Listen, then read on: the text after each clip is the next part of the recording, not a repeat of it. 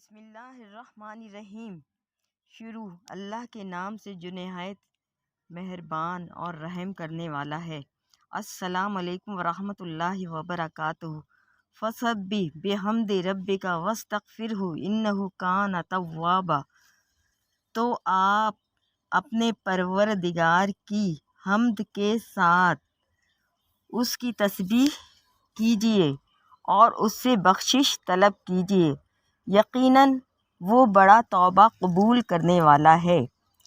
جو شخص اللہ کے بندوں کے لیے خیر کا باعث بنتا ہے، اللہ تعالیٰ اس کی نسلوں میں خیر منتقل فرما دیتا ہے۔